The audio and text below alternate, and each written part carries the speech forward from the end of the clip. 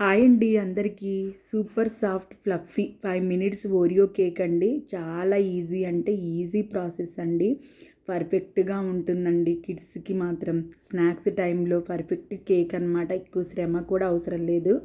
చూసారా కేక్ చూడడానికి ఎంత బాగుందో, అంత ఫ్లఫీగా టేస్టీగా ఉంటుందండి. పిల్లలైతే ఎంత ఇష్టంగా తింటారో. ఎలాగో మనకి న్యూ ఇయర్ కూడా దగ్గరలో ఉంది కాబట్టి బయటికి వెళ్ళి కేకులు అవి తెచ్చుకునే కంటే ఇంట్లోనే మనకు నచ్చినట్టుగా చేసుకుంటే బాగుంటుంది కదండి. దానికోసం అని చెప్పేసి ఒక 20 ఓరియో బిస్కెట్స్ తీసుకున్నానండి. ఇప్పుడు ఆ బిస్కెట్లో ఉన్న క్రీమ్ అంతా మొత్తం పక్కన పెట్టేయాలండి, తీసేయాలన్నమాట. క్రీమ్ అనేది ఉంటే మాత్రం కేక్ అస్సలు రాదండి.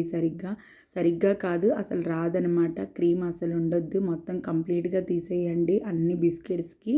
ఇలా మొత్తం తీసేసుకొని పక్కన పెట్టుకున్న తర్వాత ఇప్పుడు ఒక మిక్సీ జార్ తీసుకొని ఆ మిక్సీలో మొత్తం యాడ్ చేసుకోవాలండి. బిస్కెట్లు యాడ్ చేసుకొని మొత్తం మంచిగా గ్రైండ్ చేసుకోవాలండి. పలుకులుగా కూడా అస్సలు ఉండొద్దండి. మెత్తగా గ్రైండ్ చేసుకున్న తర్వాత ఇప్పుడు ఒక బౌల్ తీసుకొని ఆ బౌల్లో యాడ్ చేసుకోవాలండి మొత్తము. ఆ తర్వాత కొన్ని మిల్క్ యాడ్ చేసుకోవాలండి. ఇప్పుడు ఈ 20 బిస్కెట్స్కి ఒక హాఫ్ కప్పు మిల్క్ వరకు పడతాయండి. కొంచెం మిల్క్ యాడ్ చేసుకొని ఇలా నెమ్మదిగా స్మూత్గా ఇలా మిక్స్ చేసుకోవాలన్నమాట.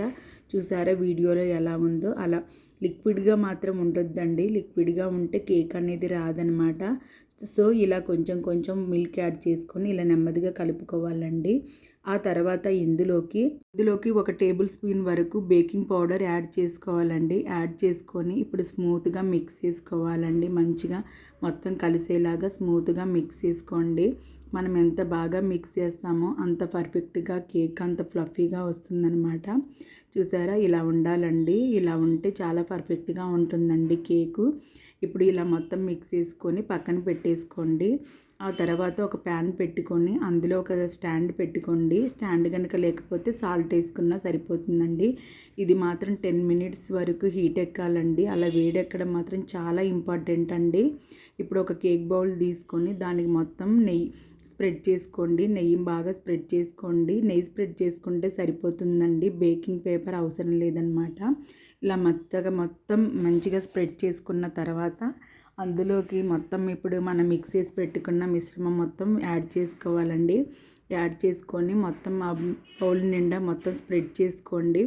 ఇలా స్ప్రెడ్ చేసుకున్న తర్వాత మైదా అలాంటిది ఏమి వేయం కాబట్టి బబుల్స్ అనేవి కూడా ఏమి ఉండవండి. మొత్తం ఇలా స్ప్రెడ్ చేసుకున్న తర్వాత ఒక 15 మినిట్స్ వరకు లో ఫ్లేమ్లో పెట్టుకొని 15 మినిట్స్ తర్వాత కేక్ అనేది పర్ఫెక్ట్గా రెడీ అవుతుందండి. ఒక 15 మినిట్స్ తర్వాత చూడండి కేక్ ఎంత ఫ్లఫీగా ఎంత బాగుందో.